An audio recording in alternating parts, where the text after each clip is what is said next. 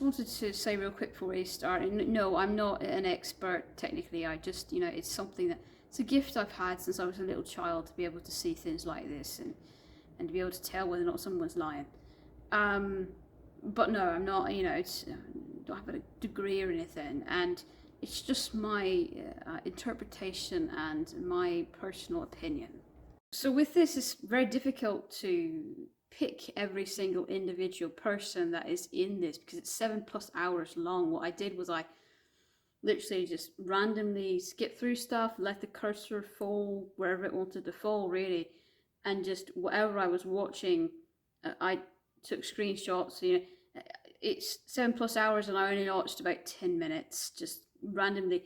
So there may have been a lot of better examples or just as good examples in here, but there's no way that I could have possibly done footage of all of that. It would just take way too long. So what I did was I pulled two witnesses, one like police dogs, a search dog handler, a cadaver dog handler, and then I pulled I pulled the actual face of the person who's accused of murdering these innocent people in this horrific crime. And of course, you really want to focus on that because that's the, that right there, the guy who actually did it, we're going to, of course, probably spend the most time on. But I just wanted to let you know that because, there could be eons and eons of examples in something that's nearly 8 hours long. And just because I don't talk about it doesn't mean it's noteworthy. It just means that I literally skimmed through it and only saw less than 10 minutes. You know what I'm saying? So, let's first start out with the obvious, the elephant in the room, this guy. Now, I don't know exactly much about this. It's, and I don't know exactly when it happened, to be honest with you. All I know that is he's now in trial, and it must have been a while back. I don't remember seeing a story on this really, so it's quite new to me. Even though it might not be new to everyone else, it's quite new to me. So just right off the bat, before I even see what this is about or what he did, whatever, I mean, if there was ever a time for the face of a murderer to be like what we would expect it to look like, it's this guy. And I don't mean it by that as any stereotypes at all. I mean the expression on his face. We're talking about this baseline expression. If you want to know more about that, you can watch the intro. That core of who you are, the what your intent tends to be. Do you tend to be a kind person? Do you tend to be a really sinister person? I tell you right now, this man, his tendencies are exceptionally sinister. Nearly every thought he thinks, is sinister. This man right here, I mean, it goes beyond just a little evil. This is pure evil. And I don't say that with everyone. I've done a lot of things where I actually said the reverse. But this man, no, he's pure evil.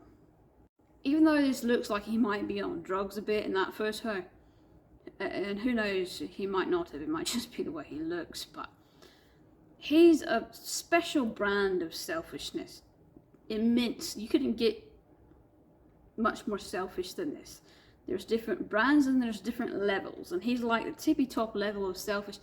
And he's a special brand of selfishness where basically that look right there in those eyes, basically he does not fucking care about anybody else, whatever happens to them, as long as he gets what he wants. But I'm saying that, and you might think it a lot more lightly, it goes very deep, okay? It's like to the level that if he, say for just hypothetical purposes, if someone told him that, they would give him, I don't know, a free sandwich if he killed his own daughter, maybe he's hungry and he really wants that sandwich, hypothetically, whatever. Something as small and little and petty as a sandwich. He does not fucking care. He wants a sandwich that he does, in his mind, he thinks he deserves that sandwich.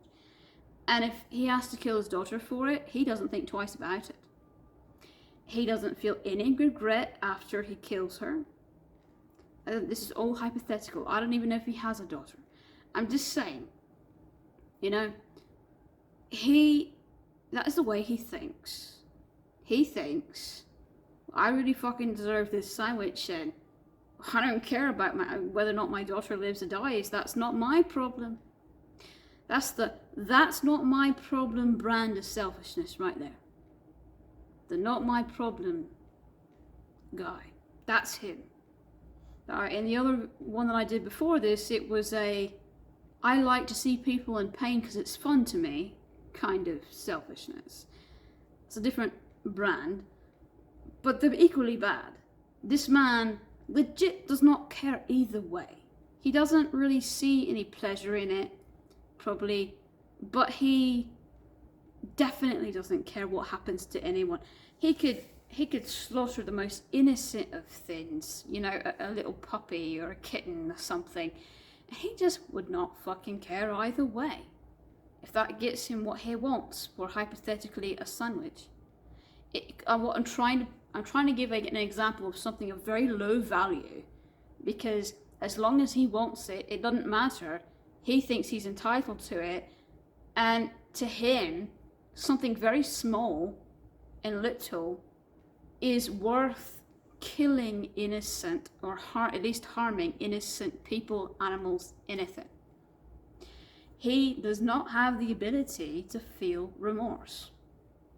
He just doesn't. I mean, well, for himself he does, but not for anyone else.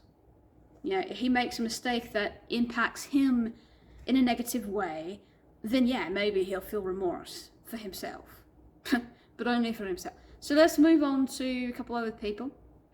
This witness I saw first, he actually is a very truthful man.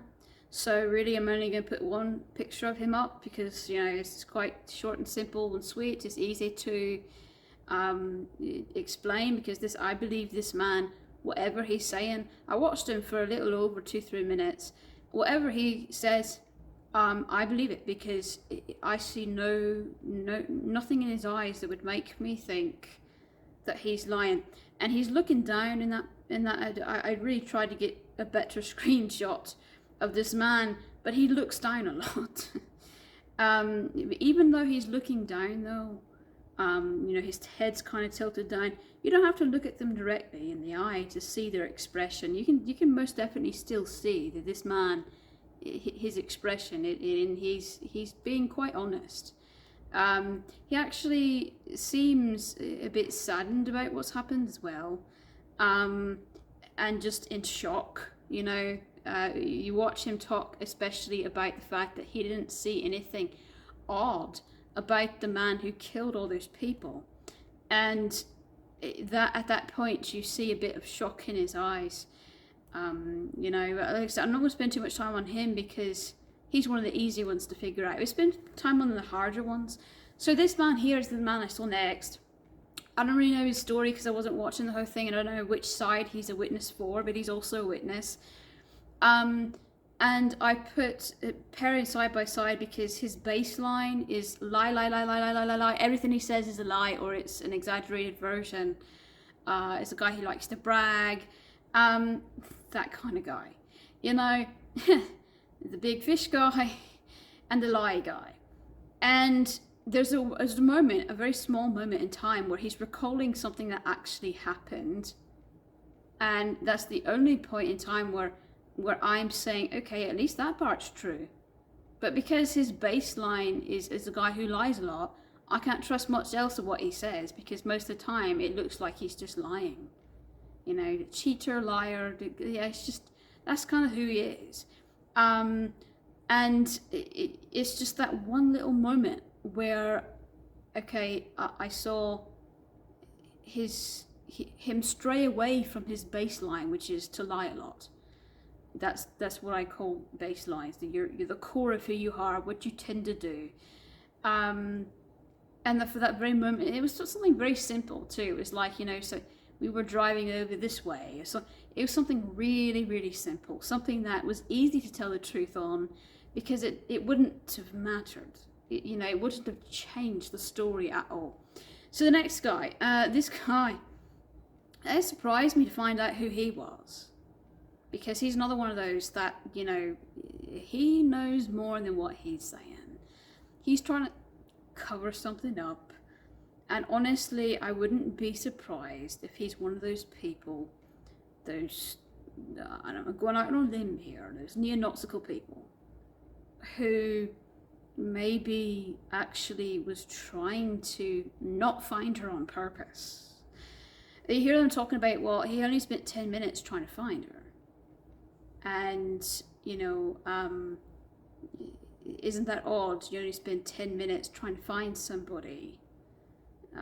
It's just someone who I think was the person that was one of the 3 people who were presumably dead. But again, I didn't watch the entire thing. So, it's trying to find the search dog, the cadaver dog. And, it's less than 10 minutes and then he gives up. For something like a murder, you'd think that'd be... And they were questioning him and all this stuff. But way before they said that, I already thought, well, this doesn't seem right, because he's supposed to be the guy that's there to help. And all I see is deception. And so there's one moment in time where he's explaining facts about how a search dog operates and, the training that goes into it. And when he started talking about that, the deception went away and you could see the truth again. But again, that's something that's very easy for somebody to tell the truth on, because it's based on fact. And it's not based on, it is fact. And then he went right back to lying again. It's just, that you don't know why for sure, but that his intent cannot be good for stopping the search that early. He was letting somebody probably escape. He was purposefully trying to cover somebody up. Something up that somebody did, and that's why I'd think that he's potentially neo-Nazi something or something. I don't know. I don't know what. Maybe he knows this man personally, and he's a friend of this. I don't know, but for whatever reason, he's trying to cover something up. That's my take on it.